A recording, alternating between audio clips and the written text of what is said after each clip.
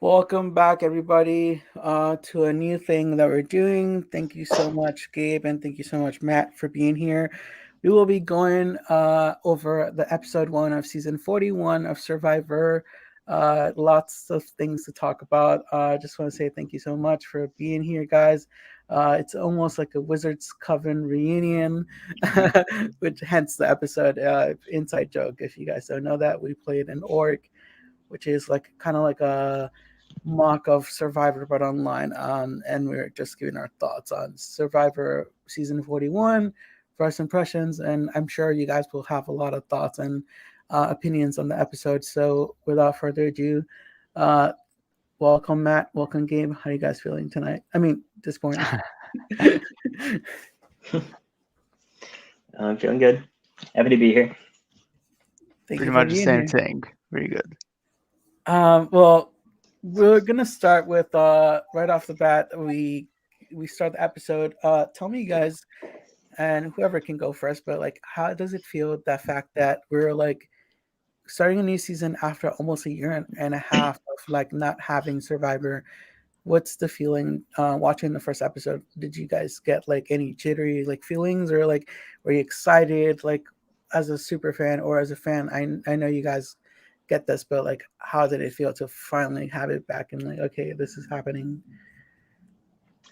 Well, I actually haven't even seen a season live since I believe season 20. Mhm. Because I got back into Survivor like a few years ago, started binging it. But this is the first one I've seen live, so it's really exciting. When I heard the tribal council music, I got all giddy. It What about you, Gabe? to me it was a bit weird in the sense of to me rather to me because so much time went by. I almost felt a bit deflated from Survivor in some aspects. But yes, like once a few minutes go by in the episode, so I wasn't, I would say, so excited compared to others. But once the episode goes and you're like, okay, okay, and you start getting into it.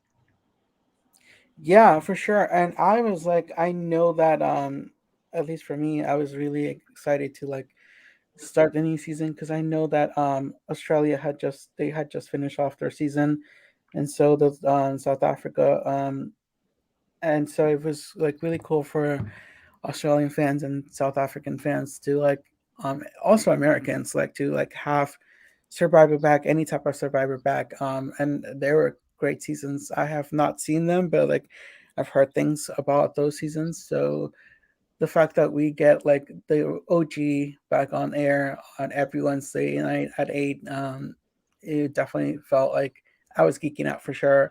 I even bought like my three buffs from every tribe, so I was just like, this is amazing. We get to like share this with like not just like the fans, but like with this community. Like shout out to Mariah, like even Mariah, she created a chat and we got to like discuss the episode and like I know like as for me I didn't have like any like Survivor fans like friends, and the fact that like, now we're part of this community and we get to like really like talk about it and we're not like, oh, tribal council, and people are not gonna be like, what is that, you know, Um, like they actually get what we're talking about and the stats, you know about this game. mm, uh but yeah, it starts off and Jeff, it gives like almost this like Steve esque like emotional speech where he's like, it's been a while, but we're back. And that was really cool. And then like we have like the three tribes go on the ship, and he's like, it's gonna be crazy. You know, you guys ready? We're doing a challenge right now. And he tells them, you guys only get one flint, one machete, and one pot. And whoever doesn't get it, then they have to go in the game until they earn their supplies, like no food at all. They get a rice bag or like beans or whatever, and this season they get nothing. How did you guys feel about that challenge?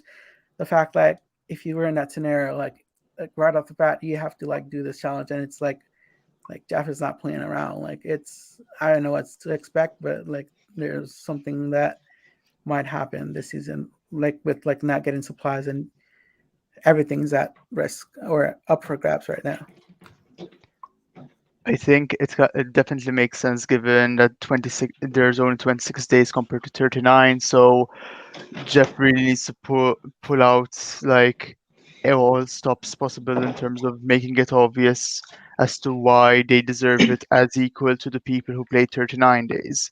So because of that, you notice, yes, they start off with lesser supplies, so that way they can get hungrier faster and their bodies deteriorate more. Obviously, I would have been in shock in that stage, but I won't say I'd be understanding of the situation. As well as Jeff had said, we've seen three tribes of six before, but you notice because of how this plays out, where there are much less supplies than usual, and there are only six people. That means there are less people that can help out because there are so many tasks to be done. So everyone has a bigger workload on them.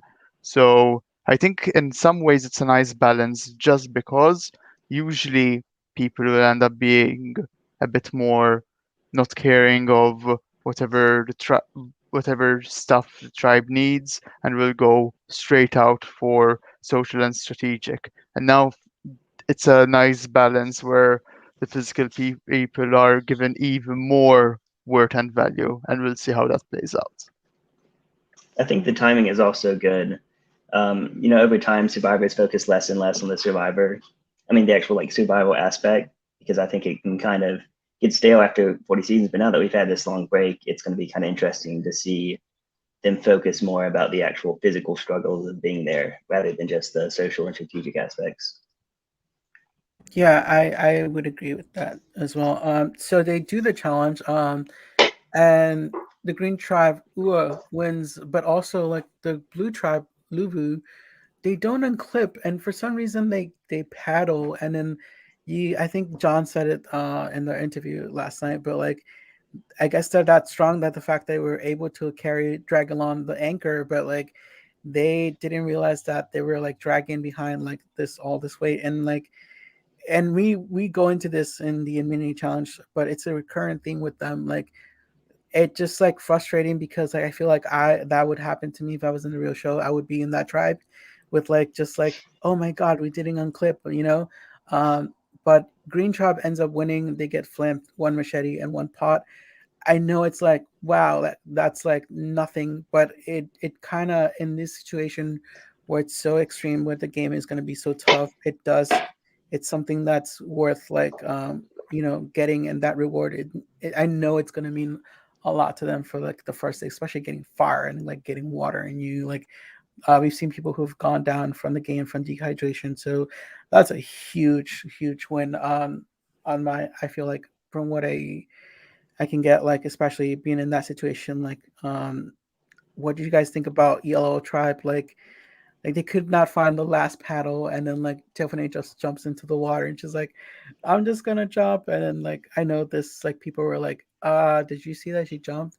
And they kind of make a case like, "Oh, like yeah, I didn't know about that." So for start let's just start off with the challenge itself. Mhm. The challenge was really interesting in terms of there have been, I'm sure, before, but I currently can't recall a challenge straight up on the boat. Obviously, someone could say David versus Goliath, but I felt like it was very interactive and Mhm. obviously faster paced, less timing that you can do much, and everything is all at one go. So, in terms of the Yasa, I believe, the Yellow Tribe. Um, I don't necessarily blame them in some cases not finding the ore, just because the colors of the boat, like blue and green, really stand out, but like Mhm. yellow and brown were a lot more muted colors, like the boat itself. So I think it was actually really easy to hide it. The ropes themselves, they looked really close to yellow, in my opinion, at least. So I don't think I would have been able to find it myself. And then for the Luvu tribe, regarding the clipping or unclipping, it's funny because someone does in the episode. I don't know who says it. There's some female who you'll see the caption that says "unclip the boat" or "unclip it" or something like that, and we don't know who exactly has who forgot to do it, or maybe it was unheard, likely. And then we'll get to the immunity challenge later, and we'll talk about that in that case. I think one of the funnier moments though is when I think it's Alexander, who goes up and tries to find an ore in Jeff's place, and he's like, "No, no, trust me, like I promise, there's nothing." Yeah. Yeah, that's funny. Which is totally something I'm sure each one of us would do. Yeah, for sure. Matt, any thoughts? I think he kind of summed it up. I think it was unfortunate for Tiffany. Mhm. Um, it was Tiffany, right, that jumped off. Yeah. Um, especially because early on, people are kind of looking for any excuse to Mhm. throw the blame on anybody else. Um, but I guess it's just part of the game. Yeah, for sure. I do Um, want I do yeah. wonder regarding that Tiffany thing though. It's like there was someone in the captions that says someone has to go and jump. And I think to some extent, like after a while, I think it does make sense to, I don't know, depending on the sea or whatever, but you want all the oars to be in one place. So one person jumping off isn't bad. So like, as long as one person jumps off, gets all the oars in the boat, like that way it's as fast as possible. Obviously not much early on, like, but if there's just one oar missing and it's taking a while, and even if it isn't, like, you need them all to go. Obviously that will come up later, but I think it was actually the smart thing to do. Yeah, Mariah says in the comments she probably would have jumped to, given the situation specifically. And I think like if someone's like, yeah, we need to gather them. Well, if you guys can find it, I'll jump right now. But I think like Matt says, or I think it was Gabe, like they are looking at with it being so fast, like you don't really know them any little thing that they can like, oh well, did you notice this, like that should be an excuse to fill them out. And it's sad and kind of unfair, but like that's how the game works sometimes. So anyways, they green tribe gets to, gets the reward, which is the flint, the machete, and the pot, and they go to camp. And once they get to the camp, their beach, the other two tribes are faced with a decision of doing this or that, and whether it's like figuring out how many triangles are in this like um thing, and if they get it wrong they can't, guess again, and they won't get the pot, the machete, and the flint. And the other option is to actually fill up these two uh tank barrels or whatever with water, and like two people have to do it. If you were there, would you like volunteer, or do you think like it's expected of you to kind of like step up? Because I know like Boche from the Yasa tribe, the yellow tribe, didn't want to do it because that's some time you spend away from your tribe mates. Like you are missing out on some bonding type. So yeah, you did this thing for your tribe, but also like they could be like, well, I didn't really get to, connect with this person in like on those first hours of like day one because, and it sounds bad, but like you could also be like, well, I might vote them off because we're not close. And I get that they did this for a tribe, which is kind of cruel in a way. But like, if you were to vote them off, even though they just, they after like 4 hours, it's just like being exhausted and then filling these two tanks or whatever barrels and still get voted off. That's like crazy to me. But what are your thoughts on that scenario with like having to do this challenge so you can get a pot, a machete, and like flint? Well, we were all in that situation in season 10, Corey's org, of having to vote off somebody after they, Oh yeah, So that's episode that's one. yeah, that's never fun.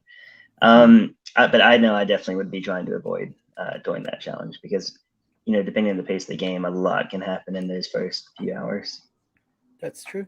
I think it's smart of especially Voce how he approached the whole situation. You notice definitely for sure the difference between Danny and Deshaun and Voce and Alexander um, about how they approached the doing the buckets thing. Um, it's hard in the sense of I feel like in my situation, if I were there, I probably would have said, let's do Savvy over Sweat, but not realize how bad it is and not and then get screwed over for it. Because I bet I would push a bit more towards Savvy and not even think as far as Voce did. Did Yeah, anybody solve it though? Like, did you guys figure it out how many triangles were there? Because I feel like I, they only I think get one McKenna try. did. So like, mhm. I didn't try it for hours, but I think I got to like 40 or 41, and mhm. apparently the answer is 51 according to Reddit. Oh, okay. See, like I would have been like, if someone knows the answer, go for it. But we only have one chance. But Whereas like the other one, like we know, like eventually it'll be done with if but whoever we pick. But yeah, I do get like the dilemma. remember as well, you don't get to see the puzzle or the riddle or whatever it is Hmm. beforehand.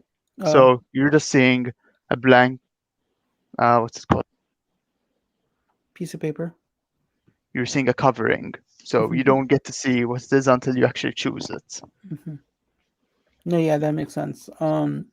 So I get why people would be like, let's just go with like it's gonna be more physical, but we know that it will be done eventually. Both tribes do it. They opt up for doing the filling the two barrels with water. I would say it makes sense the people that did it because they are like the physical guys or strong guys. Everybody else is bonding, and the blue tribe, Danny and Deshaun, I for a minute they go looking for an idol, and the seer watches this and he immediately goes and he's like, they're not filling the water. They're like, it looks like they're looking for an idol. And which maybe they were for a couple of minutes and eventually they go back to filling the water. But how would you guys like if you're doing like looking for an idol and then someone like rats you out? Like obviously it's like you don't want people to think like, hey, this guy's looking for an idol. And we've seen what idols can do, but like also it's like day one. So it's like I think he mentioned like if you're gonna look for an idol, always go on day one. And then it's just like it's weird because like we'll go into this, but like they don't actually have to make a decision not based off that. But like, would you have gone and looked for the idol, especially not just yourself, but I think he tells Deshaun like, oh, let's look both for the idol, whatever, and then like I don't know, like. I probably wouldn't have done it. If I do it, it would have been like on my spare time where like away from people. But what were your thoughts on that situation? I think in general, I probably wouldn't look for the idol just because it's such a big risk. Um, but I feel like I'd be more likely to do it with somebody else there because then rather than isolating yourself, you kind of building like a little partnership with somebody. You kind of in cahoots. Sharing that together. So I think that can actually help you socially in a way, as long as people don't see you like how Abraham saw them. I see here. I see. Yeah. Yeah, it's fine. No, it's fine. I mixed up the names as well. Um, it, I think for their cases, probably I would. I don't think I would unless it's an obvious break, so to say. So you could say, okay, like after an amount of time, you need some rest, even though I don't think that's a good idea in terms of it's probably better to just power through than let your body ache and tell you, hey, just stop right now. In Nasir's case, though, ironically, like, yeah, it's an easy first book that he can find or whatever, but at the same time, he's targeting stronger people. So ironically, if I were in Nasir's shoes, I want to say I wouldn't tell anyone, and I would hope, and I would part of me hopefully bet that they actually found an advantage and try and see if I can align as close to them as possible. And like, we'll see it later on where how Xander approaches the game with a potential extra vote. We'll see how if he'll tell the truth about that or not later. But it's so much more attractive for me to align with someone who has an advantage where they might use it for you or at least for your group. But we'll see, depending on the person, because there's obviously some people who would be too selfish or whatever. And you mentioned that they're two of the stronger players. I think keeping the tribe strong is a part of the strategy that's kind of been uh, that gets looked over a bit too much in the new school seasons. But like I think it's something people should do more often, but really don't. I think you see a lot of tribes like Mhm. the Burning tribes in Cagayan that are so focused on strategy that they end up screwing themselves over for challenges because they're trying to play so hard so fast You know, when mhm. you end up just putting yourself in a bad position by making a weak tribe. A tribe of 10 is one thing for sure, but once you're in a tribe, because at least as a tribe of 10, if you're in the majority, 6 out of 10, 5 out of 9, or whatever, it's going to be a while until you take one of your people out. Now, I do expect there will be swaps and whatever on purpose, but you kind of want a safer approach where if they go to, if one tribe goes to 3 tribals, you're probably going to eat away at your own majority at that point, at your own alliance, which is the worst, one of the worst feelings on Survivor. Yeah, for sure. And then like they end up completing the task, so they both get the supplies. There was some strategy talk, like, and we also got to see some like backstory on the players. It's mainly Tiffany, JD, and Sarah. They talk about their experience with the pandemic and why they're out there playing. And we get a little bit more on their, build a connection with them. Whether they get voted off first or whatever. How did you guys feel about that? I know Matt was like, I don't want every episode to be like highlighting their backstory. I just want to see the game play out. But like, I thought it was cool for the first episode. I mean, I would get like annoyed if it's like again they reference like I'm doing this for this and that, and we're like we get it after like the 10th time. We get it. Um, but I will say that it was really cool to like kind of get a backstory and almost I don't think not necessarily anybody came to mind where I was like that person is like playing. I forgot about them, and I know it's like the first episode, but you can usually know that they focus on one tribe or like whoever wins or loses, they go with the edit and like they focus on that person. So it was interesting to see like more of a backstory with every player. I think they at least got some airtime. So, surprise, surprise, I did a few notes before the Hmm. podcast, and one of the things I did was mark the people who did the dream sequence, who had those like Hmm. I'm calling them dream sequences, whatever you want to call them. Let's say like fuzzy, edited, filtered, and whatever. There were 8 people. So one of them was Sarah. So in terms of basically what I'm saying is the editing definitely is trying to be is trying to do a lot more this season. So even how Jeff is approaching the game, he's breaking the fourth wall. He's Hmm. introducing the game within the game, and we'll get to that later, I'm sure. Um, and even for instance basically any changes slow motion of certain actions, things like that. uh for It was definitely like a lot to take in at once, and I do think we'll see it again. I bet episode 2 we'll see a few more of the characters we didn't get to see. For instance, Alexander, we haven't seen one of the dream sequences from yet, and I felt like he was put in a nicer light Hmm. in terms of Yeah. like he might, even if he doesn't go far, he's an important character. So I Yeah. feel like he's going to be given one of these sequences soon, and I'm sure with most of everyone else, I will be a bit. It would be a bit weird if everyone gets one except for Abraham, just because he went out first. uh, Yeah, I think you make a good point about making it easier to connect with them. I thought it was like a bit much in the sense it kind of felt like America's Got Talent almost, where like everybody has to have like some sort of a sob story to try to force you to care for them. mhm. But yeah, no, I think you're right that it is a kind of a good way to like quickly be able to make you feel some sort of connection with them, I guess. Mhm. Iron- Ironically, reading my notes a bit, I noticed I put down Tiffany twice, and I know why, because the very first part it's just her um, celebrate getting into Survivor. Then later on, she focuses about her being a pre-Vivor. So Mhm. just like Voce, all he has is him walking with doctor's notes in an office. But those are the only two where it's like a bit more silent. So I guess technically I should say 7 out of 18. Mhm. But I'm sure we'll see these a lot. You mentioned Gabe, a game within the game. How do you guys feel about that? Do we have this twist where it's like, there's this thing going on. It's a new season, and obviously, Jeff loves to experiment with these twists. Like, how do you think like that will come into play for this season?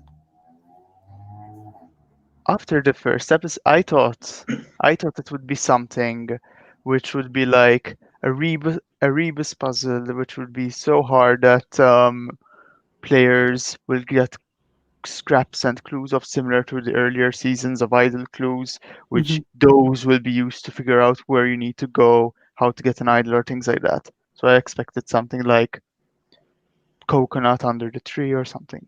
But I tried it out, and it seems I think it's simply for the fans. I don't think players get anything out of it. Hmm. I I will could be say wrong. I did solve it, and Hmm. it was like day one alliance. Day one alliance was the answer.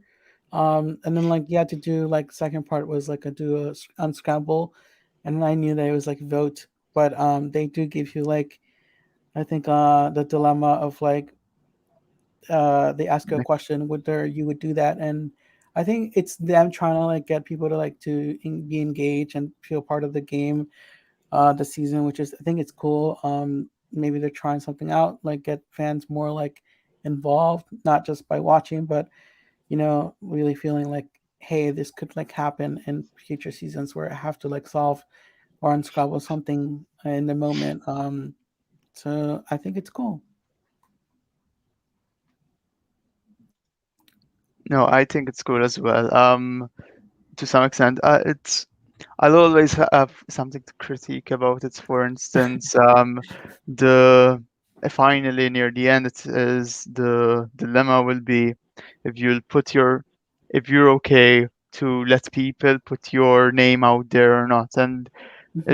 and I think it's a big difference. Usually, at least, like I would have responded like you you let an ally of yours talk to the target, ask the target what they want, for instance. And if your name pops up, then your name pops up.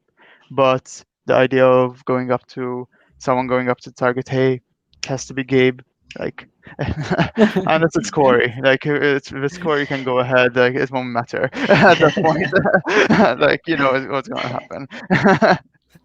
I mean, I definitely wouldn't propose the idea myself that people should go and throw my name out just because it's One such a big sec. risk.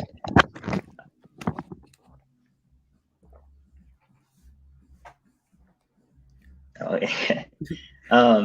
But the thing is, then if other people are doing it, then that's kind of an issue in itself. It's like with Sierra Easton in Blood versus Water. It's rarely a good sign if your own alliance is, um, if you're the one that your alliance decides, to use as the scapegoat. It's rarely a good sign that you're in a good position in the alliance.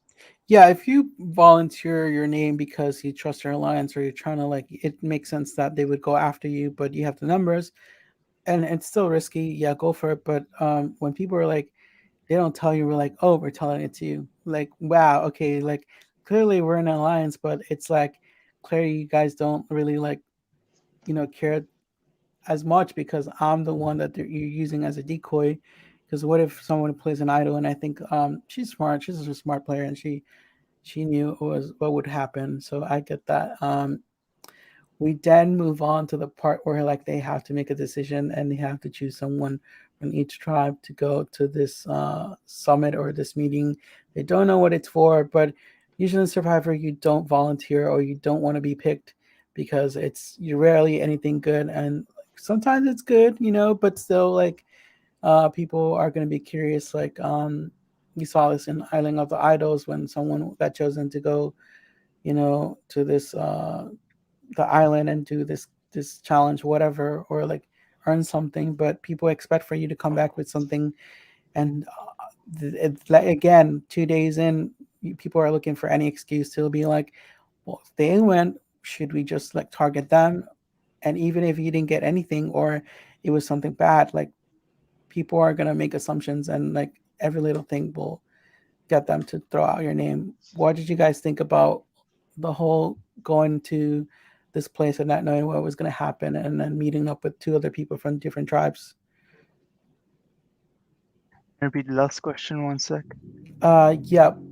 Would you have volunteered, and what did Hmm. you think about like the situation with like going to this unknown, to a place where you had to meet up with other two people from different tribes, and essentially you don't know what's going to happen and whether it's a good thing or a bad thing, and even then, like, what are the repercussions with coming back to your tribe and like them expecting for you to have something? I think if it's a bit later, I would probably do it, but that early on, I think I would feel like it's too big of a risk to volunteer myself. Hmm. Hmm. I think the only way, unless the rock draw that they did or something like that, I could see myself if everyone's being wishy-washy about it, take the approach. Deshaun, I think, was the person who went. Uh, says, okay, screw it, I'll just go. I don't care at this point. But I, I think it it's was either Danny. that rock draw, okay, Danny, or just the or just feeling you're screwed, you're going next, you take any chance you get, that kind of thing.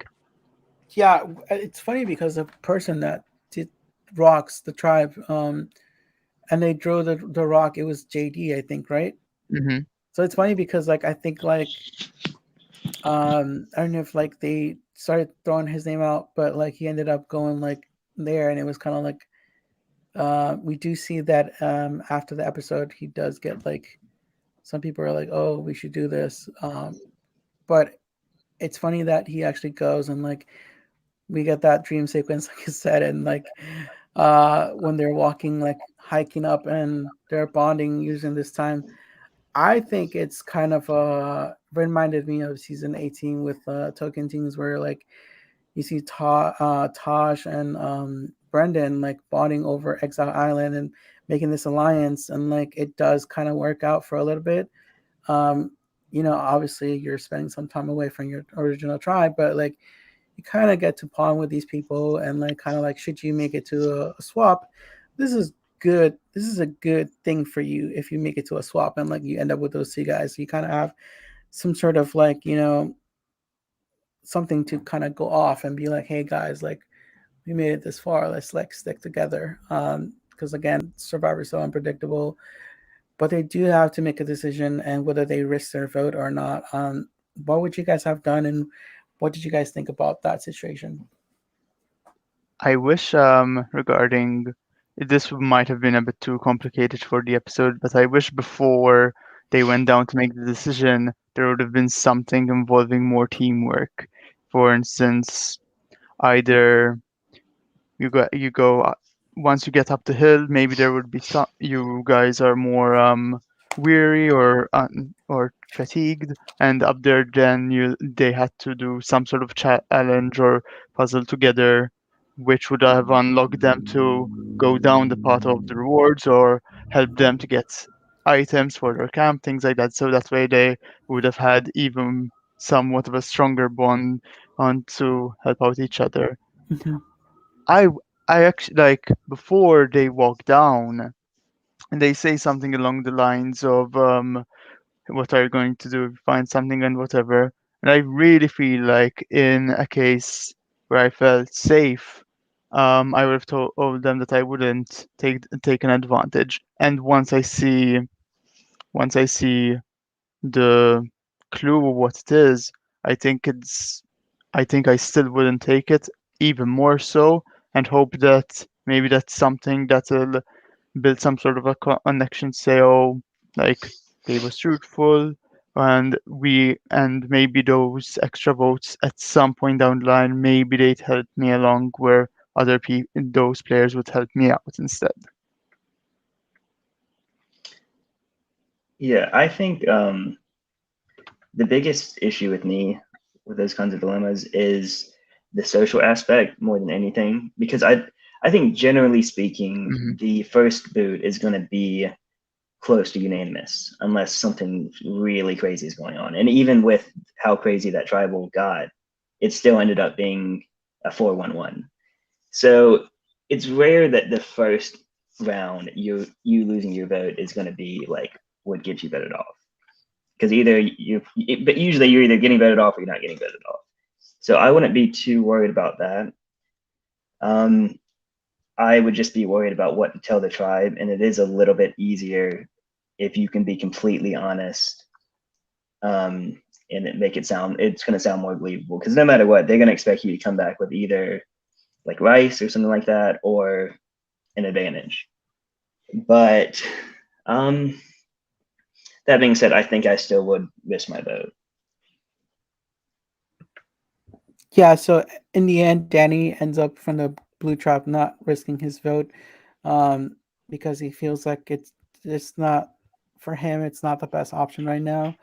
It is day one or day two, and it's just like not for him. So we know that Xander ends up risking his vote, and he's like you said, like he ends up being very honest, just like Danny. He's like, "Hey, I didn't risk my vote, and this is what happened." Like, okay, cool. And Xander is like, "I risked my vote, like I'm letting you guys know what happened," and they were like, "Yeah, like that's cool. Like, I'm glad that he did like tell us whatever." JD on the opposite, like, and like we don't really know if he risked his vote. The edit was like, you kind of are led to believe, or maybe I was like, had too much wine that I was like, I didn't pay attention. But from my end, I didn't know if he risked his vote or not. And he kind of tells him like, it would not make sense for me to risk my vote on the first tribal council. He's like, it's too much of a risk. It doesn't make sense. So people are like, kind of like, also, he kind of tells everything. He goes on a rant and he's describing everything that people are like, I don't know. He's just telling us everything. Like maybe he's trying to like get people off the scent that maybe he did take something, but that's just JD. He's just like he likes to like give the full experience. Um, and then like Xander has an extra vote potentially. They go to do this immunity challenge, and the first challenge of the season, like it's like do or die because Jeff tells them that they have this thing where like they have a shot in the dark, which is they can be safe if they. I'm not sure how that works really, but I thought that was interesting. And then like we know that whoever wins immunity is safe, but two tribes have to go to tribal council, which is crazy. But I mean, maybe that's just how they're doing this season. When I get it, like 26 days, but that just raises the stakes that much high that you really have to perform. And not only that, if you don't win, you lose your pot machete and your flint, and you have to earn it the next challenge, which is like I thought that was just like Jeff, you're just being cruel right now. Come on, like you guys don't have any food and now you're doing this, but I mean that's just the game. That's with the die that you lose all those items. No, that's the shot in the dark. Like if you Hmm. think you're gonna get voted off, you put the die in whatever it lands on. You end up being safe, or there's like a 16% chance that Hmm. you get safety or something like that. I know Boche was like, oh, it was like 17%. He's like, no, it's 16%. Like, oh, okay, cool. Yeah, Um, personally, that was the only new twist I really wasn't a fan of, was the die, just because I'm generally not a big fan of anything that adds more luck to it. Um, like I've never been a fan of the 50-50 coin, and this is just the 50-50 coin, but even lower odds. But I feel like it could be a bit anticlimactic if, whenever they play it, and just they chances are they won't be immune. There's a good chance we won't even see it being played correctly. Hmm. You know, It's it's a risk that one of the things for sure is like Matt is saying is already it's hard to pinpoint when you use it correctly if you can, and then like it's only going to be 1 6 shot that you actually get it that it'll go in your favor. But that said, um, I think I like seeing it in terms of just at the very least. I don't want to give Jeff too much props to it. Not that I usually do publicly or anything like that, but I don't want to see it every season because I know we're like, oh, the fans love it, then perfect or something like that. But if it, if it stays around for a while, for like 2 seasons, I'd be okay with it from what I saw. Yeah, definitely. I think it's they're gonna experiment with new things, and it is a new season. It has been a while for Survivor. We saw that with Fire Tokens on season 40, and how that worked out. So I mean, I would say like, yeah, I'll do it 1 or 2 seasons and see if it works out. If not, then we can always go back to the original things, just like idols and stuff. But then they start doing the challenge, and we do see a familiar trend, I guess, with the Blue Tribe. They have to stack these bags of like sand on top of this thing, and then like one of the bags actually gets on it, and then it just rolls off, and like it comes out, and then Jeff's like, "You have to go back, Blue Tribe," and they end up losing time. But like, it's just like it's funny because like this is the second time where they kind of like made a mistake, or like they weren't really like making sure that they everything was in place. And I know like in the heat of the moment, you're kind of like trying to like be as fast because it is immunity. Um, and then like it comes down to the puzzle, and they have to do the challenge, and then Blue Tribe actually gets the win, and you know uh, Green Tribe, like Sarah's on the puzzle, and she's like, I can't find this piece, and they end up going to tribal council, Yellow Tribe and Blue and Green Tribe. So two people are going to put it off. That's when Jeff tells them about like the shot in the dark. What are your feelings if you were in like one of the two people that had to go to tribal council in those tribes? Like, not only someone is getting voted off, but two people are getting voted off, and it's only been 2 days, and it just shows you how like fast this game is gonna be, and how like if you don't win, that's it. You could be gone like that. Like you don't know. I expected for it to be only one tribe going, but Jeff is like, screw that. We're doing two tribes. Yeah. Now I expected it for be to be one tribe going to tribal as well, but when you consider it 26 days, they need Mhm. to squeeze in as many tribals as they can, and in some sense, you want there to be social bonds for let's 3 days go by so people can see people's true emotions. Notice the shot in the dark, they didn't say it the until the immunity challenge. So that way people would still go out searching for idols. Maybe some people would have been like, oh, I already have 1 6 shots to be safe, so maybe that's good enough for me.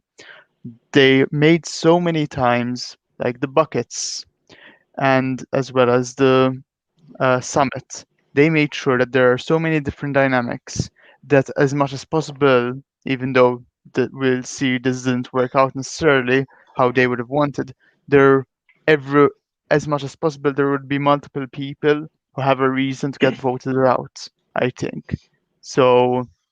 That way they'd be a bit more exposed, and obviously the puzzle people were, just to point them out right now, Evie, Liana, Erica, Danny, Sarah, and Shan. So those are also people alongside the previous people I had mentioned who would be watched out for. Lastly, for I think the mistake of the bag not being in the right spot, that's a bit overblown in my opinion. I believe it was also Danny who did that, and it was tr- the very last bag, and it was in place and it just rolled down. So I don't know how much time they really lost, maybe 15 seconds or something like that. Hmm. But yeah, or let's say 30 to be nice.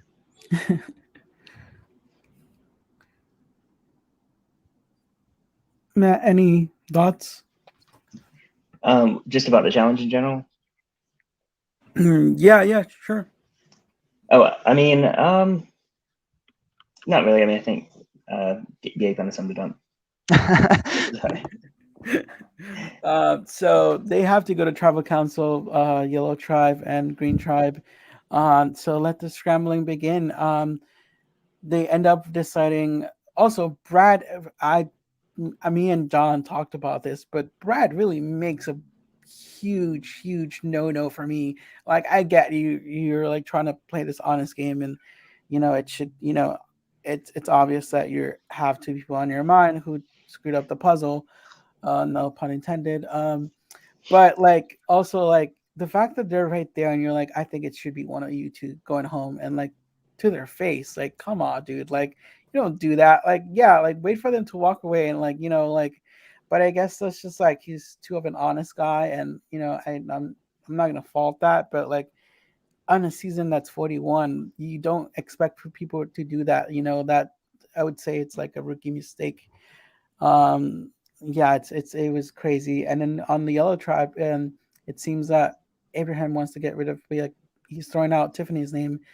And so I think it was Liana who goes to Tiffany and she's like, he's throwing out your name, whatever, it's not going to happen. And she doesn't want to get rid of Tiffany. And again, maybe it's just like social connections with like bonding. Like, I know it's only 2 days, but you really do want to make sure it's not you, because like you only have 5 people that you can vote for, and there's like very little room to hide. Like, you take a lot of things into consideration. So I would be sweating, like going to tribal council, like relying on people, like only 2 days. Like, you if you feel like you're in trouble, go look for the idol. We saw Tiffany kind of look for it, and she kind of missed it. Like, the camera was like, Jeff literally like, I hope somebody finds it, and she's like, I'm literally gonna miss it or whatever. And I'm like, you were right there and you missed it. But talk to me. What do you guys think about the scrambling and like the deliberation going into tribal council of who they would potentially target within each tribe?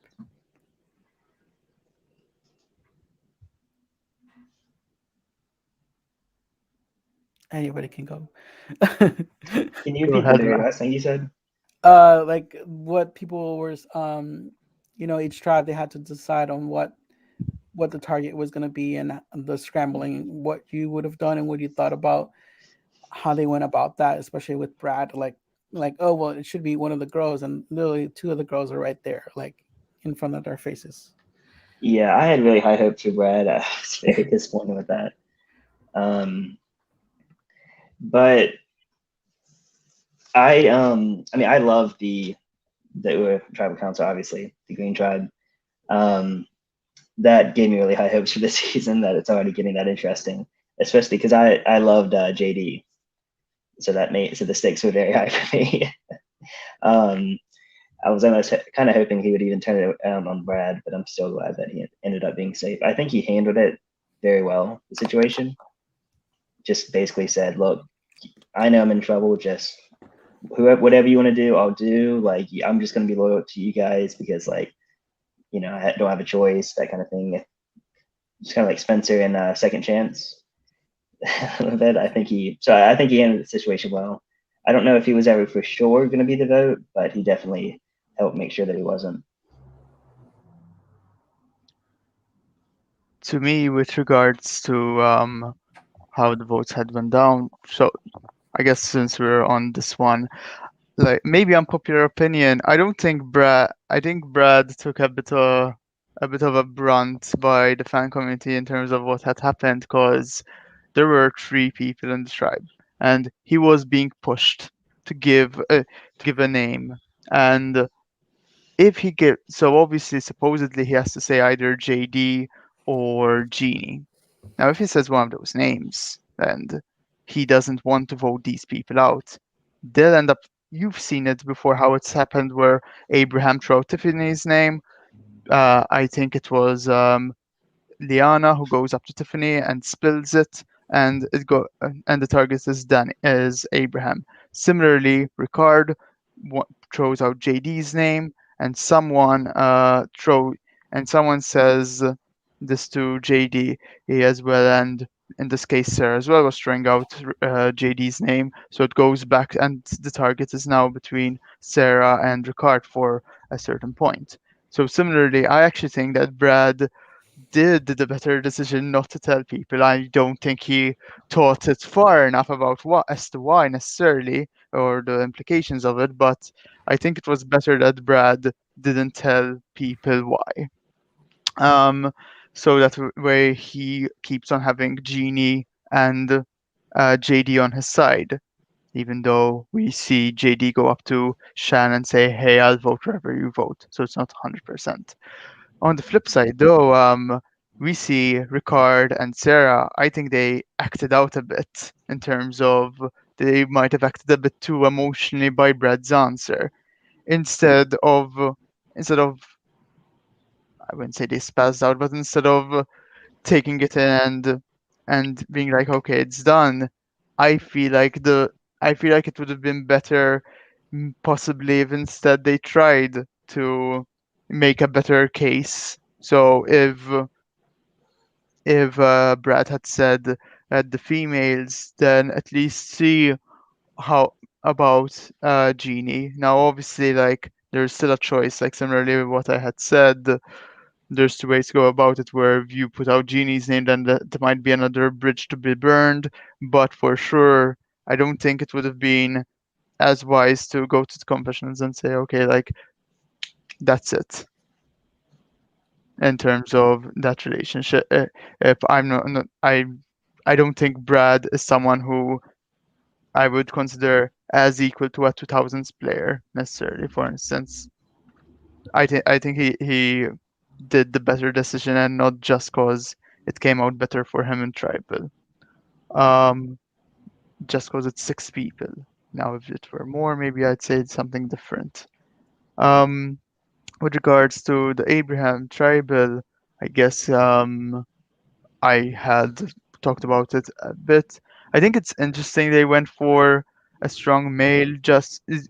It's not because it's a male, just a strong person. Honestly, it could have been either gender or any of the genders. I think for sure the only thing I have about it is Tiffany seems to be more social. I don't know what Tiffany has done in terms of the edit. The edit simply hasn't shown because I feel like I probably would have stuck by Abraham. Obviously, I could see the idea of okay, Evie and Liana want this, so and they're closer allies, so I want to be in their good graces, so I'll do that.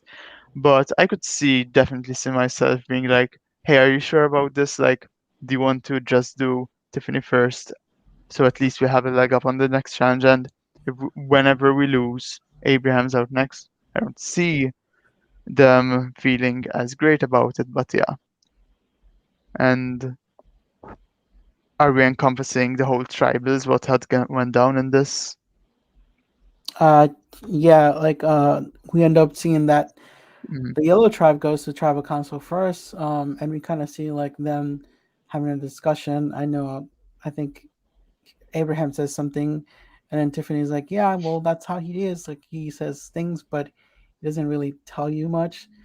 And then like I maybe that's just like the edit because we see it, but I mean I know tribal council is like over an hour, people talk, but it kind of gives you the sense like oh like they're going against each other, and then even Jeff's like, well maybe Tiffany's gonna use this as an excuse to like hey Abraham like this is what you it's pissing me off like I'm voting for you, um, and then even then like we see the votes come in, and we actually see that Xander gets his vote, and we know that it's good until the final six, an extra vote. It paid off for him. He gets this extra vote. He doesn't use it. I don't think he needs it. He's in a good position, and Abraham gets voted off, and he gets blindsided. He says, "Like I got blindsided." I guess he just felt so secured in that his position that he didn't really see it coming. But what did you guys think about that?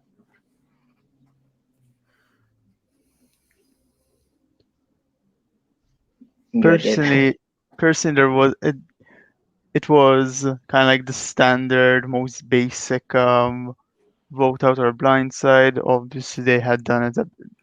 I don't think there was anything too remarkable about it. I would say for this specific tribal, but it was interesting how they started it off to take this kind of path, given the dynamics. I feel like Jeff. and the production team gave so many other reasons for anyone else to be voted off for. So Evie and Liana, puzzle people. Voce and Alexander, people who did the buckets. Alexander again had went to the summit. And yeah, I think someone like Abraham, like m- maybe wouldn't have been my choice, or not even production's choice in terms of whatever they included. But I don't think there was any much to comment about this tribal. Yeah, I had talked about it earlier already, but yeah, just keeping the tribe strong. It was a bit surprising to see Abraham go that quick, but it is I think a fairly strong tribe as in terms of physical strength. Maybe not so much with like Evie, Ileana, but I think just Mhm. overall athleticism, I think they're looking pretty good. The girls had made a comment about because basically Abraham was targeting Tiffany and seemed to imply all the girls potentially. I don't think he ever mentioned in the episode he was targeting any female, just specifically Tiffany. But Mhm. Evie and Liana but Evie had mentioned that she felt like the girls would go down if instead. And ironically, in the exit interview, Abraham mentioned, "Oh, I feel like it was a bit dumb because now the guys are going down." And I feel like I don't see the idea that uh, it will be gendered, so to say. Like I don't know who's going to go next. Maybe we'll discuss that later in this podcast. But like I cannot say, oh, clearly like the guys, Alexander or Voce will be out 100,000% or something like that.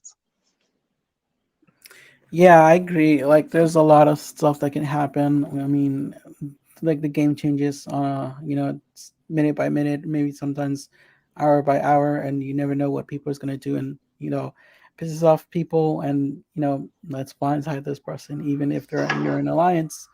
Again, it's only 2 days at this point, so I mean, you're still getting to know people, and so 3 days after surviving the first vote out, so you kind of like have to like get to know these people. And then we move on to the Green Tribe where they have to go to tribal. And that one of the I would say it was a great tribal console because it reminded me of like anytime you see someone get up and be like it's live tribal, like it's your ass is on the line. Like you go talk to people if they're like you feel like they're not telling the truth. Like you start off this tribal council with like the general questions, and then at one point JD just gets up and just like, what do you want to do, like to Sean and Chantal, and then she's like, oh my god, like it's crazy just seeing like them scrambling, and Brad is like I think he was like I think she told like JD like vote for Brad, and he's like, okay, Brad. um we do get to see that JD got an extra vote. I didn't recall if he ended up telling them that he said if he risked his vote, but he does get that extra vote. He doesn't use it, and I will say he knew that his name was out there. He didn't get a single vote. Also, they decided none of the people. Sarah goes to Chantal and she's like, "Should I use my chance to use the shot in the dark to be safe?" Because her name is literally out there. It's either her or JD. Because she's pushing JD. Um, so he's like, "You're good" or whatever, and she doesn't use it. We then see that she gets voted off. But like, would you have done it? Like, I feel like I would have done it if like my name is out there. It's between this person and this person, and also the fact that people get off and are talking. And there's a moment where Sarah's like, "Do you want me to like give you some space?" And she's like I think he's like Chantal's like, "Yeah," and she's talking to JD, and it's like, wow, like that was crazy. What did you guys think about that? I think I definitely think I would have used the shot in the dark at that point because like I said, the numbers were so skewed. Losing your vote wouldn't affect the outcome. Mhm. Whereas third tribal, maybe even second tribal, the numbers can get a bit more even, where you losing your vote could actually get yourself voted out. Yeah. There there is a chance if they if they suspect that, okay, like person X used the shot in the dark because there were less votes and obviously they were a target or whatever. We'll see if they can hide it. I don't know if it will be anonymous or not. Where people could say, okay, this person definitely can never use their shot in the dark again. So we could target them next time, but obviously you need to get to it next time. I feel Hmm. now usually I'm a bit more conservative regarding advantages, but I feel like in this case, especially after kind of like how live it was, I personally think I would have used it. Hmm. Um, I think there's something interesting in terms of I feel like Sarah was essentially the one who caused it to be live just because she was talking whilst JD was answering the question. Hmm. Now, I'm sure Sarah herself had said in an exit interview that on the beach before they went to tribal, or at least in the day, she found them all talking, all five of them, and that's the moment she felt like, okay, she's out. So to me, even back then, in that moment, like you're feeling that confident and like, screw it, there's no need for order to be a live tribal as well for you to use it if she really is expecting 4 votes, say it's a 4-2, 5-1, whatever, I Hmm. cannot see a scenario where you could using your shot in the dark screws you over, Yeah. as far as I can tell. I think it's interesting. So it was a 4-1-1, 4-4, Sarah, 1 for Brad, and 1 for Ricard. We didn't see anything from Jeannie because Jeannie puts that vote on Ricard. I'm I would like to think that Genie did that to in case an idol is played or Shot in the Dark works correctly, so it goes between Brad and Ricard, and they can take out Ricard. I don't know. Hmm. I don't know what would have happened, but to be fair, it would have been 3 votes in play. We can go down that scenario later, but it was definitely. I definitely give props to Genie on that one, and hopefully we can hear a confessional next episode about that. Yeah, we didn't really get to see the much from her except for the part where she um was, I think Ricard was approaching her and was like, we should vote out JD. And then she was like, kind of like, I don't know if I want to do it.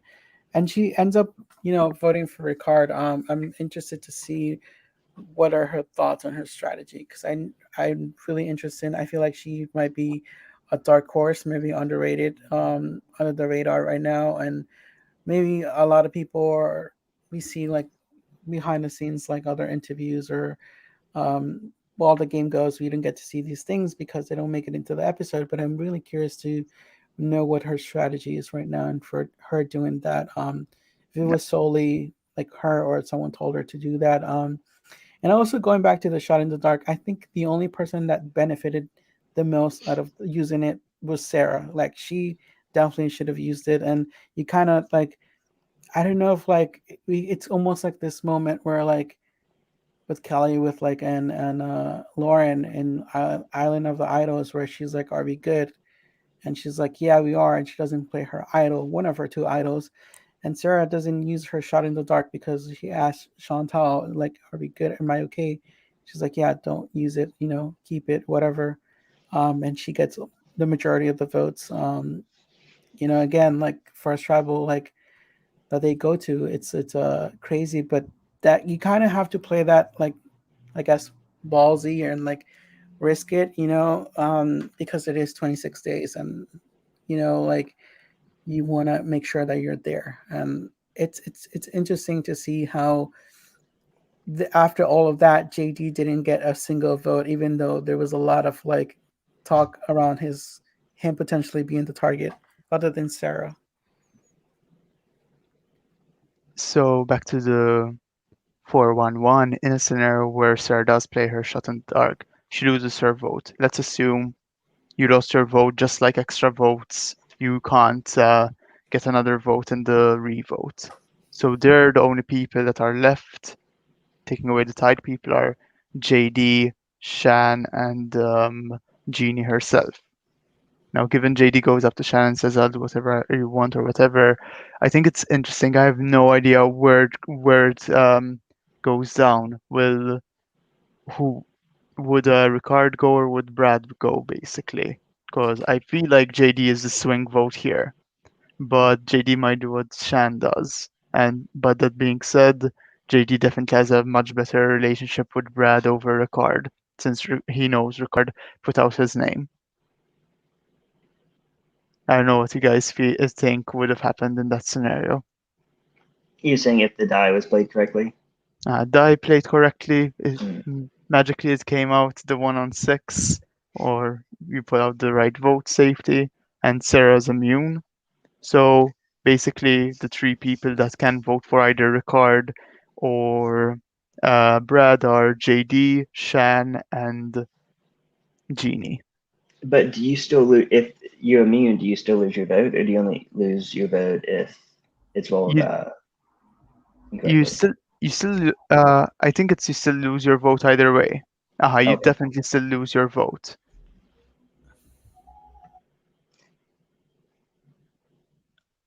I'm pretty confident that in the revote you still lose it, even though it's never mentioned. Mm.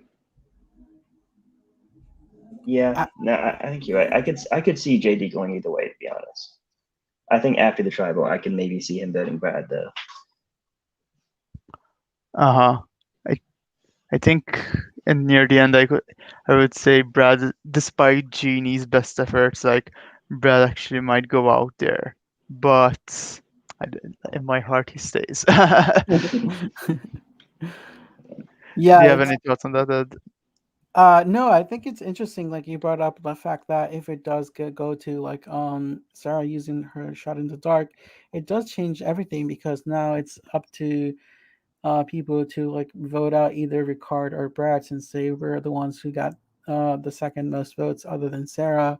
So it does make you think like strategy and what you would do in that scenario. Um, yeah, the first tribal, I mean, with that tribe, like they voted out Sarah, and I get it why, it seems like they're a strong tribe, but again, they could like end up in tribal council again. I'm curious to see what would happen and who would be next. I think we can talk about now that who we think is in danger, not only in the yellow tribe and the green tribe, but also in the blue tribe, because we didn't get to see the blue tribe go to tribal council, so we don't really know the dynamics. I know the preview kind of shows like Sydney talking, like we want to learn as much as we can from him. They don't really, they kind of show Nasir, but then we don't know if they're really talking about him specifically. And she's like, so we can vote him out. We want to like, and then it seems like he's running around or whatever. And it seems like Danny's like looking for an idol, or I'm just like, so it will be a good episode next episode. But who do you think is in trouble and who do you think is in a good position right now, just based off what we've seen on episode one? I Maybe we can do this tribe by tribe.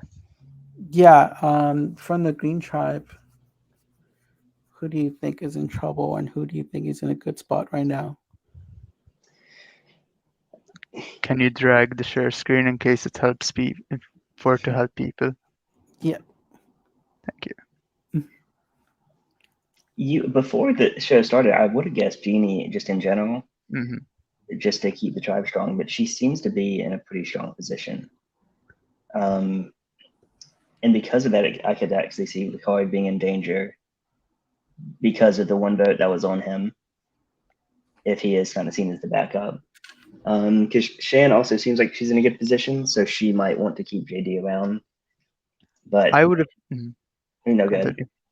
I would have thought Shan might was a bit more subtle, so to say, where people might not have realized the position she was in the beginning. But then I read the exit interview of Sarah, and she mentions that it's so obvious that she's in the center, in the middle, and things like that. And then thinking about it, maybe JD goes up to her. I don't know how loud he said, "I'll do whatever you want and whatever." Like, I can see the idea that Shan might be in worse danger. Just saying something really quick. Okay. Um, so yeah. Um, so I'm not as I don't know if Shan will end up being like a Molly of Island of the Idols or something of the sort. We'll see.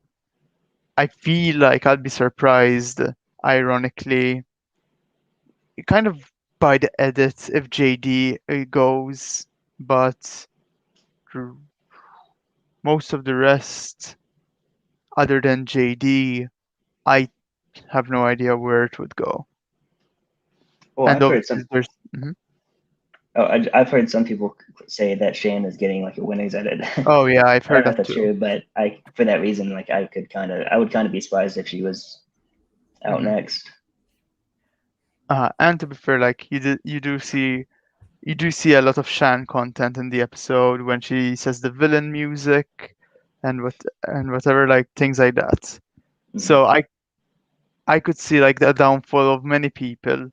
I just feel like ironically cause of the amount of content we got from JD as well, where it's like okay, like with with the dream sequence and whatever, I think like there's a bit too much on JD for him to go home right now, ironically. But yeah, and that's just the green tribe. Yeah, Yeah, we also have the Yellow Tribe who did go to tribal council. What do you guys think are the dynamics of who might be in danger for the Yellow Tribe? Because they did lose a strong player. Who would be in danger and who is in the best position?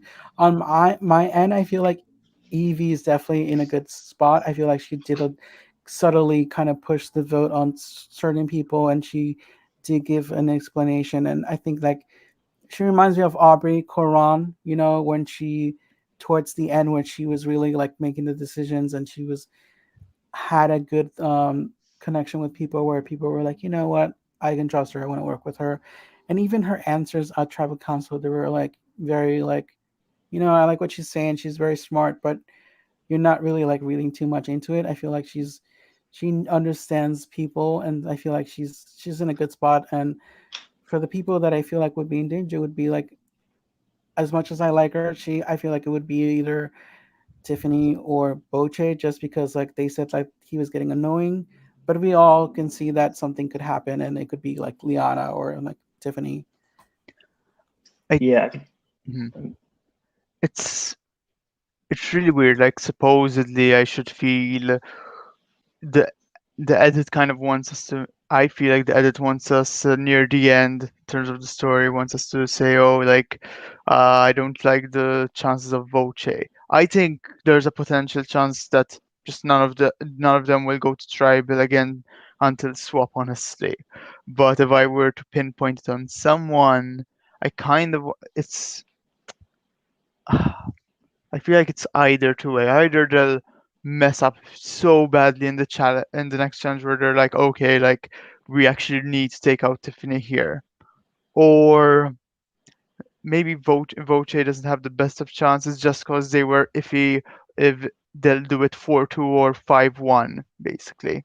Which is funny they told us this because in Abraham's exit interview he said his closest ally was Alexander.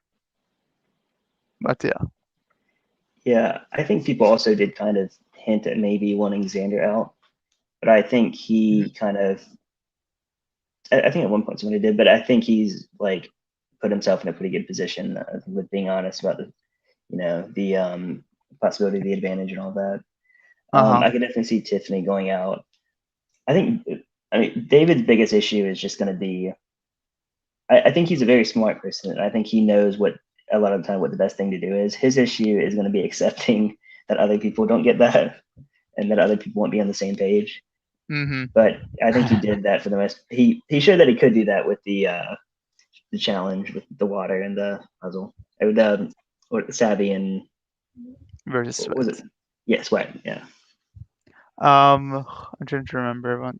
I think the thing that makes me feel like okay, here's a reason why Tiffany will stay a long time. Like when we play orgs and whatever, um, once there's someone you invested yourself in, like you knew Abraham will have a better shot in the challenges than Tiffany.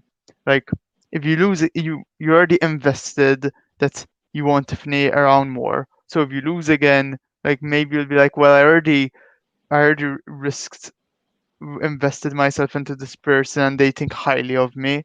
So now I'm going to double down on that. I have to, that kind of thing. So that's my my personal worry, not because I want Tiffany out, it's more in a tribe standpoint, obviously. Like, if of all the five people, I feel like Alexander and Voce are probably better in the challenges. Just, I'm actually surprised they didn't put Voce in the puzzles. Honestly, I thought it was sure set that he would be there. Mm. We also there's the Blue Tribe, the Lubu Tribe. They didn't go to tribal council, but it would be interesting to think who would have been potentially in danger. And then again, there's a whole like shot in the dark, and Danny, owning up that he didn't risk his vote. So he does have his vote, but um, I feel like in the Blue Tribe, I feel like it's weird because we didn't really get to see that much strategy except for Nasir, like throwing out Danny and Deshaun under the bus with them potentially looking for an idol when they were doing a challenge. But Sydney kind of told them, and so I feel like maybe Sydney is trying to like get the power like low key behind the scenes and stir up things. But I feel like Nasir is maybe in danger, just because like you know them not really vibing with him and being like I don't know. That's just the vibe that I get. He might be in trouble. In terms of who's in the best position, I feel like I don't know. I would like to say Erica, but we didn't really get to see anything. But I feel like if she stays longer, she might be one of those people that surprise you. Um, but I would say maybe Danny. I just based off the fact that he did own up saying like, "Hey, this is what happened," and he told them the truth. Like, I didn't risk my vote, and he's a strong guy. And whereas like with Abraham, they targeted him. I think that he's the type of person that they would keep for a while, for challenges. And him being a football player, like he's strong, but also I like him. So I think if I was me, I would want to work with him and like keep him around. Like just my personal opinion. But what do you guys think? It's definitely a lot in terms of the blue tribe, and we didn't get to see as much because obviously after the challenge is over, Luvu doesn't exist anymore since they're not going to tribal. But yeah, I definitely agree with pretty much all you said. I personally feel like I'm not sure if we even saw that much content on Heather, or there are a lot of people we didn't see content on.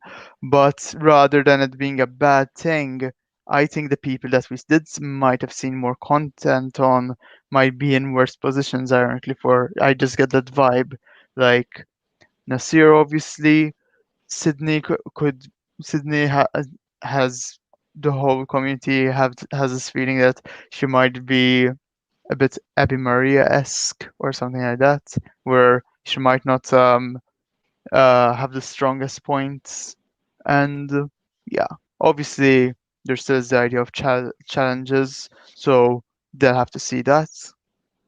But it's definitely, I would say personally, I think Nasir is the most in trouble. But if I could technically see absolutely anyone go home, like we saw, Danny reminds me so much of Cliff Robinson, and I loved Cliff Robinson. And like, I could see even him getting booted just out of same reasons, social connections. Yeah, I think Heather especially got like hardly any edit in the first episode, and I think it's just going to depend on the edit of the next few episodes because there are times where somebody is basically non-existent until the episode where they go out, and then all of a sudden they just start showing a bunch of confessionals of them and try to jam it in really fast. But I think Nasir is the only person they really like kind of hinted at maybe being in danger. It's a very gossipy cast. Anytime anybody says anything, it seems like somebody immediately goes to someone else. So Nasir, I think, might have accidentally put himself in a bad situation, It sucks which I don't think is fair, but I do think that it's possible that that's happened. It sucks to see because Nasir, each one of us has a bit of Nasir in us in terms of how excited he is to play the game and how think of the possibility of how impossible it was for someone like Nasir to end up on the show. So this definitely means a lot more to him. But obviously, Mhm. like without him wanting to, he'll scramble a lot more and things like that. But yeah, I, th- I think I would definitely say the fact that Danny made it went to the summit, and I think he was the only person. I mean, it was pretty short and sweet in that tribe. They might ironically be a bit more quiet, but somehow like know what to do. So for the Savvy versus Sweat, instantly they said Savvy, obviously. So Sweat, obviously. Um, for Danny coming back from the summit, they were like, "Oh yeah, that's the only confession I think we got from Heather, where she said, "Oh yeah, I believe him." That's it. Like no other insight from any other member. Like other people had a lot more to say about the summit. Yeah, so like the first episode is over. What are your thoughts on like so far the first episode impressions? Like what do you expect from this season? Do you think it's a great season so far? A great cast? Anything that stands out for you? And what do you think that where do you hope this season goes in terms of like strategy? Will we see different strategy? Like I know there was like trust clusters in season 33, I think.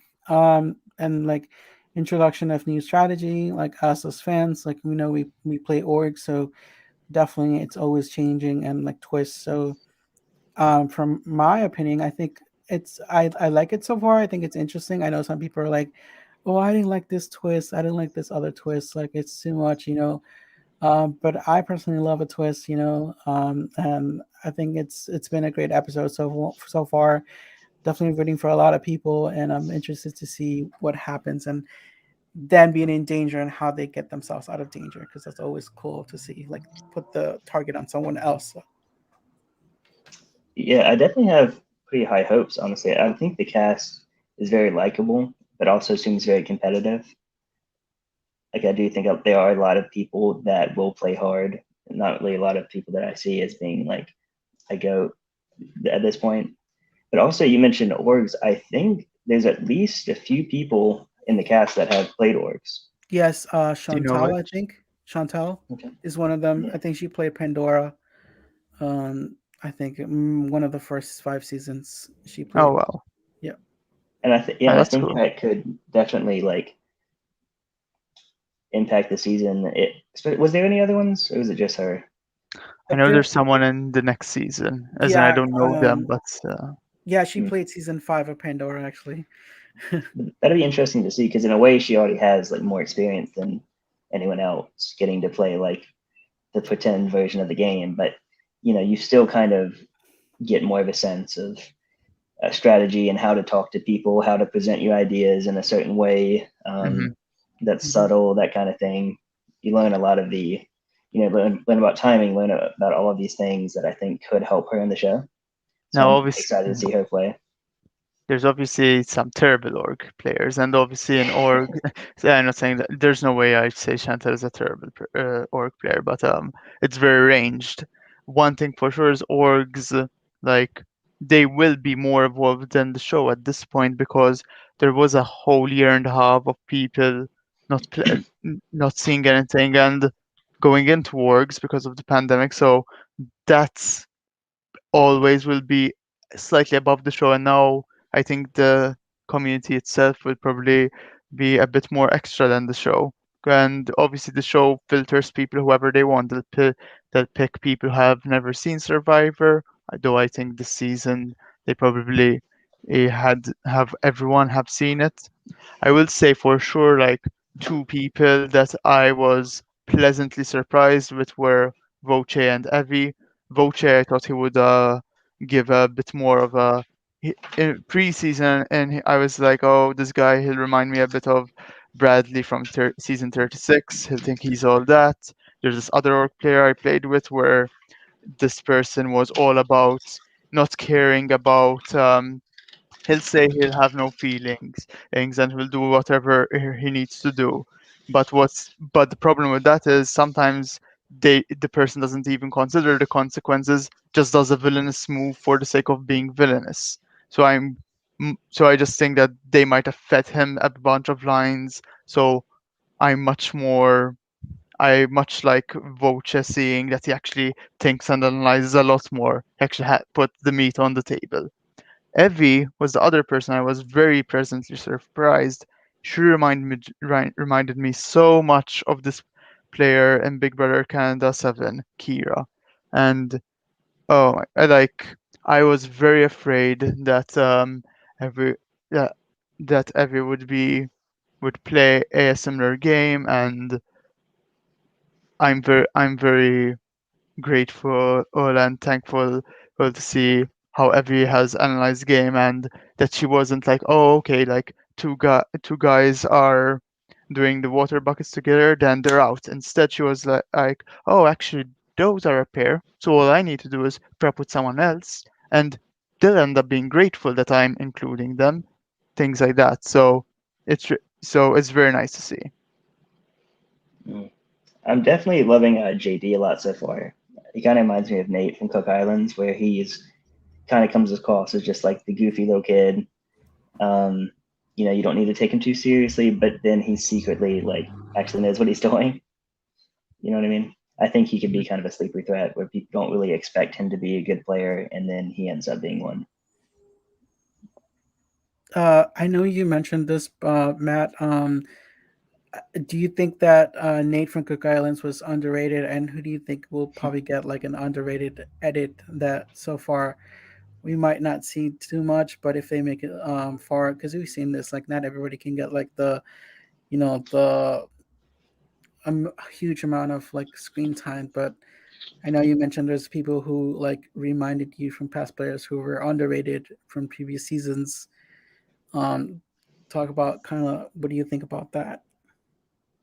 Yeah, I mean, well, to answer your first question, I definitely think Nate was underrated. I've talked about that a lot. I think he was much more strategic than people give him credit for.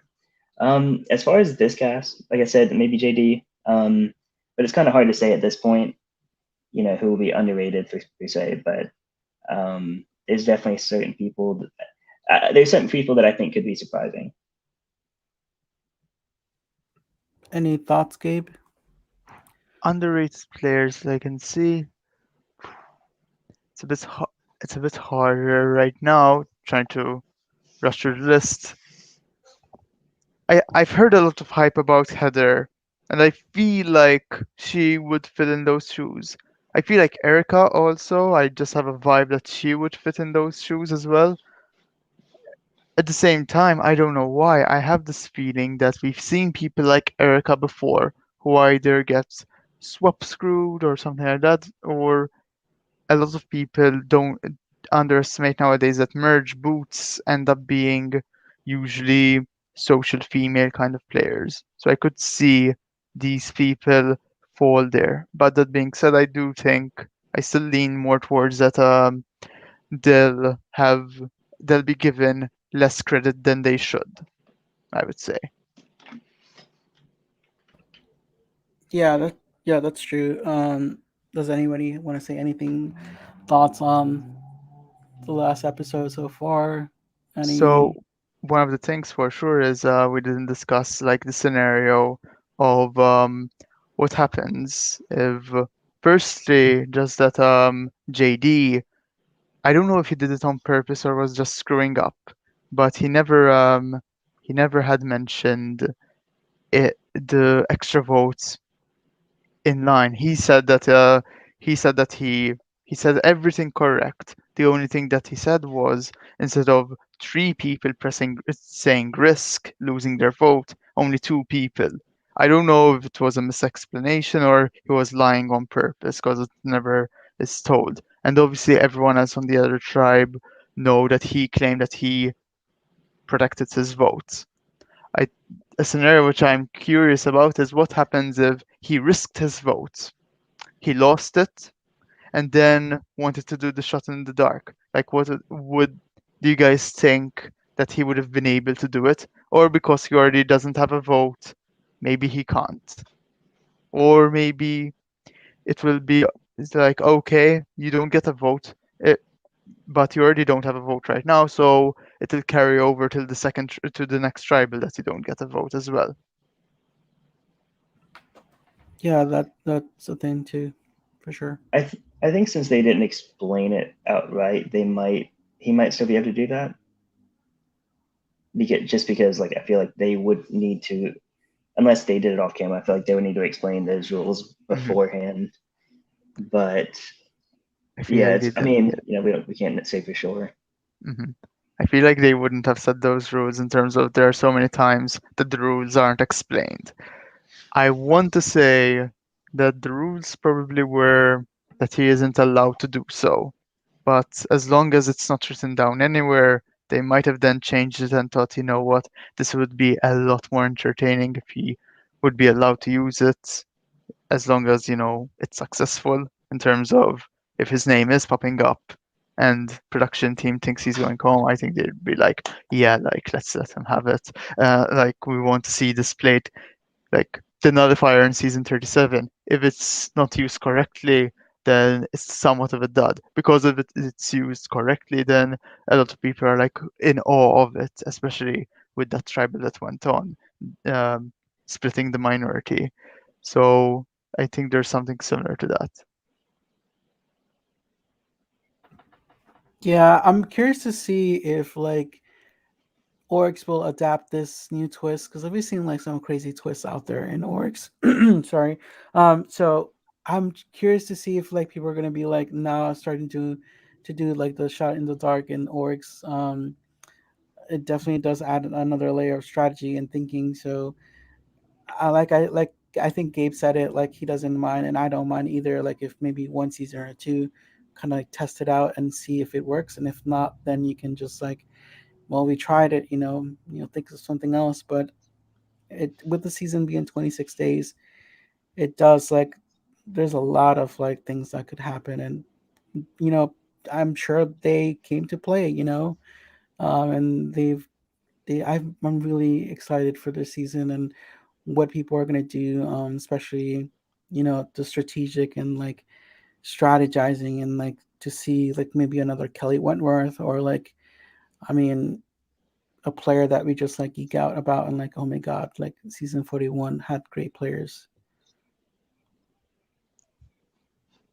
For, for sure. I think at this point, with more, I think Survivor itself wants to give in more to the fans, so they want um, better games, better strategic games, and not rookie mistakes. Or like sometimes they might not realize where some you do need villains in a game sometimes to make it a bit more entertaining.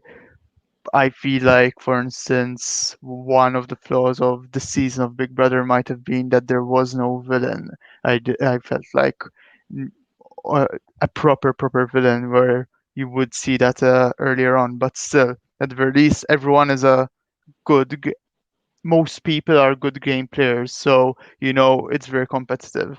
And one of the problems with that is just like you see in orgs, that then a lot of people are asked back. You get 9 people back from a season. Obviously, Survivor doesn't do that, and good on them. But then, obviously, a lot of people you would love to see back, you never will. Just interesting that you had mentioned the shot in the arc being used in orgs. I definitely like to see it. I do know that there's at least one org, and I'm sure more than that, where every season is like you get an idol, you get to choose if it's good up till the merge or good for the post merge, and every player gets an idol. So I I've heard that the twist is always every single season. So this definitely has existed a bit before. I think I prefer the 1 in 6 just because like it's not too OP. So I think maybe I'm a bit more open to it than maybe Matt is, just because I've heard the concept before. And you're talking about super fans, right? I think so. Yeah. Yeah. Matt, any thoughts? Not really. I mean, no, I agree. Like I said, the only thing I didn't like is the randomness, but I do think it'll be interesting to see. And I think if they're going to give it to everybody, they definitely do need to make it random. So Well, Does anybody have any thoughts or anything you guys like we would have missed that we should discuss? I think so. I think we did. I think it's pretty decent up to now. Okay. Well, on that note, well, like it seems like we've come to an end to this first episode of the recap. I'm pretty excited for this the rest of the season, and I'm sure we'll do this again and recap the rest of the season. Just excited to see where these players go. It's been a while since Survivor came back, and now that we have it, there's a lot of expectations, not just like for like people that play these orgs, but also like as the players who are actually around the season to see us watch the season unfold and to get to see what happened and like the strategy. And I'm wondering if like I don't know, like 26 days does really make you like. I think it does, but if it does really change your strategy, like you're more cutthroat, whereas other people are like, well, it's a long game. Let me just like relax. I want to play the middle. If it does force you to kind of like, you know what, we're going to travel tomorrow. Like we don't have another 2 days to like bond or strategize. I need to make these moves and more of people who you're like make the rational rather than the emotional decision. Um, so I'm really curious to see how these players will handle that. So on that note, thank you so much, Gabe. Thank you so much, Matt, for being here and talking about episode one of the new season of Survivor, season 41. Look forward to the rest of the season. Thank you guys. Yeah, no And problem. Thanks, guys. all right, I'll end the broadcast.